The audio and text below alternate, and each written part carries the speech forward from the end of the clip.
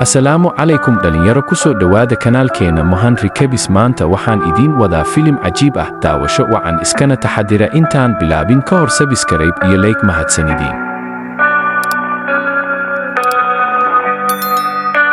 Filimkeenu wuxuu ku bilaabmanayaa wiil la dhaho Alex. Dhinaca kale Alex waxa uu helayaa seef cajiib ah. Dhanka kale Alex waxaa soo weeraraya askari la soo diray si uu dilo, balse waxaa badbaadinaya saaxiibkiisa iskoolka la dhigta. Wuxuu siinayaa ciwaanka uu ka shaqeeyo.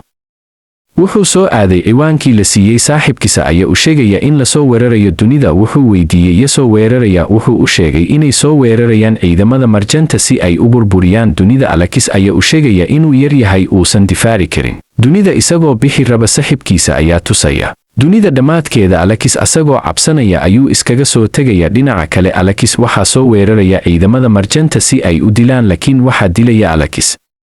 Waxay u safrayaan meesha ay joogto marjanta ugu weyn si ay u dilaan. Dhanka kale Alex waxaa soo weeraraya marjanta, laakiin wuxuu iska tuuraya buurta. Ciidamada marjantana waxay iska tuurayaan buurta, laakiin Alex wuu ka badbaaday. Halkaasi waxaa ku dhintay ciidamada marjanta. Waxaa iska hor imanaya marjanta ugu weyn iyo Alex dagaal. Kadib Alex wuxuu dilaya marjantii ugu weynayd wuxuuna badbaadiyey adduunka. Haddii aad halkan nala soo gaadhay, waad ku mahadsan tahay daawashadaada wacan iyo dhegaysigaaga. Fadlan walaysa amran subscribe iyo like nagu caawi. Mahadsanid. Intaan fideogan fideow lamida ku kulmi doono, waxaa ina leeyahay assalaamu calaykum.